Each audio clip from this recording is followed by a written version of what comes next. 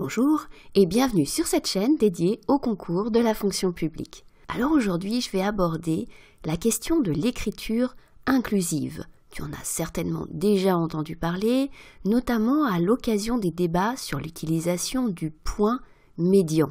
Ce point médian qui est censé permettre de rendre neutre des formulations, c'est-à-dire par exemple, tu peux écrire candidat, point, E. Donc candidat ou candidate si on écrivait de façon distincte les deux mots. La question qui se pose, c'est de savoir si on doit utiliser cette écriture inclusive dans les concours. Alors d'abord, la question de l'écriture inclusive, elle ne se limite pas à l'usage de ce point médian. L'écriture inclusive, ça désigne tous les outils qui visent à éviter d'utiliser le masculin comme une valeur par défaut.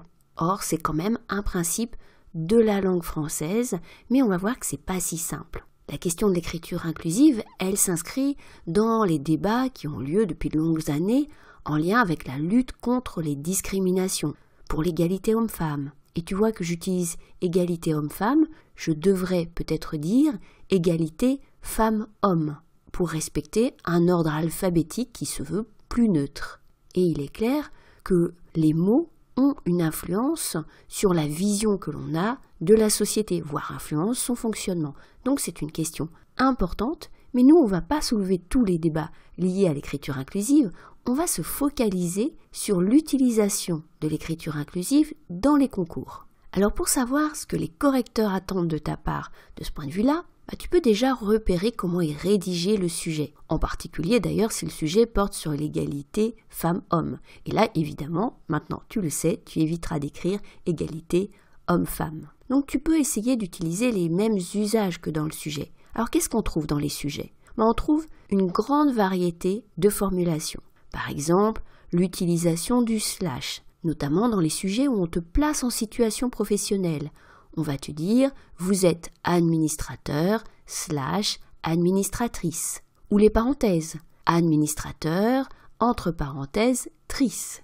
Dans les années 2016-2017, on a trouvé des sujets qui utilisaient le point médian. Par exemple, donc, candidat.e.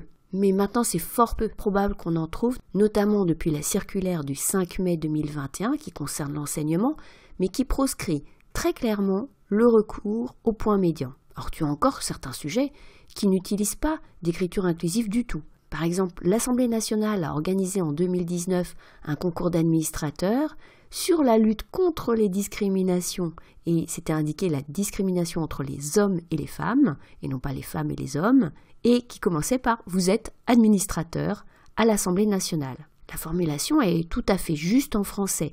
Elle peut paraître néanmoins un peu maladroite, surtout sur un sujet comme ça. Donc, en général, dans les sujets, tu as des formulations qui marquent bien le fait qu'on considère que le candidat peut être, bien sûr, une candidate. Maintenant, qu'est-ce que tu dois faire, toi, dans ta copie ? Eh bien, dans ta copie, il vaut mieux éviter l'utilisation de l'écriture inclusive sous ces formes-là, c'est-à-dire le slash, les parenthèses, le point médian, parce que ça va alourdir la formulation, ça va compliquer la lecture pour le correcteur qui va vite être agacé. Tu peux néanmoins l'utiliser dans les notes avec en-tête, quand on te demande de faire un en-tête sous la forme d'une note administrative. Donc là, par exemple, tu vas mettre affaire suivie par 2 points et tu mettras, je ne sais pas si on est sur un sujet sur l'égalité, tu peux être référent, entre parenthèses E, égalité. Mais c'est peut-être le seul endroit où tu vas vraiment l'utiliser. Maintenant, il faut quand même faire attention à montrer à ton lecteur que tu es attentif à cette question de l'influence de la langue sur la société et donc de l'utilisation de formulations qui pourraient laisser penser que tu as en tête l'image d'un homme. Alors comment faire ? Eh bien, il y a heureusement des solutions. Dans les sujets, tu en trouves une qui est de s'adresser directement à la personne.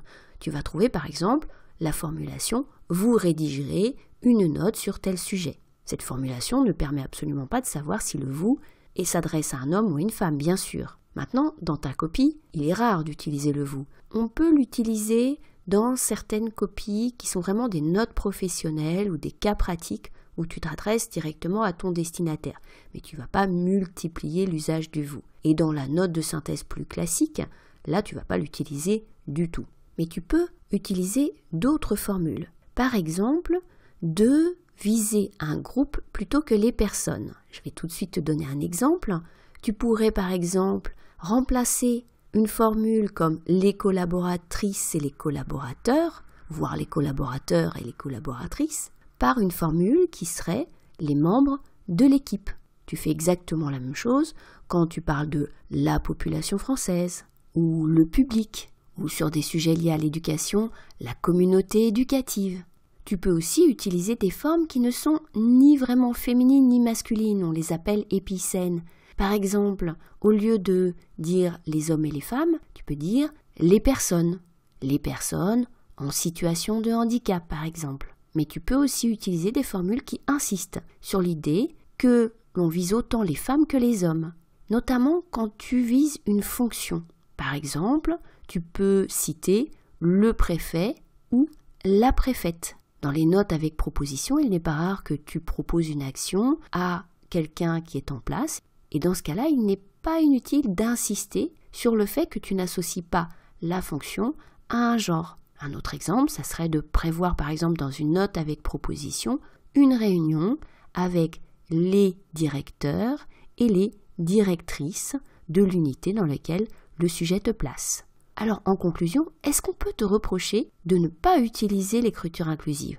Non, absolument pas, surtout depuis cette circulaire du 5 mai 2021. On ne peut pas te reprocher de ne pas utiliser par exemple le point médian, même si le sujet l'utilise. Maintenant, est-ce que l'on peut apprécier que tu fasses des efforts pour marquer que tu inclus les femmes dans ta rédaction?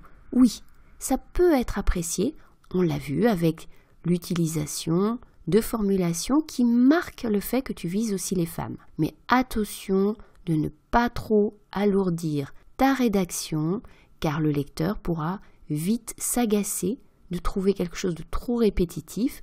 Et donc là, je te conseille d'utiliser ce que l'on a vu, donc la substitution par le groupe ou la substitution par des mots épicènes. J'espère que ces quelques conseils sur l'utilisation de l'écriture inclusive t'aideront dans ta rédaction au moment de l'épreuve de notes de synthèse. N'hésite pas à aller voir sur cette même chaîne les autres podcasts sur les conseils sur la rédaction et en général sur la méthodologie de la note de synthèse. Je te le mets là en fin de vidéo, un lien vers la playlist dans laquelle je les ai rassemblés. Puis, si ce podcast t'a intéressé, n'oublie pas de le liker, de le partager si tu le souhaites, de t'abonner à la chaîne si ce n'est pas déjà fait pour être au courant des prochains podcasts. Et il me reste à te dire à bientôt sur YouTube et bonne chance pour les concours que tu prépares.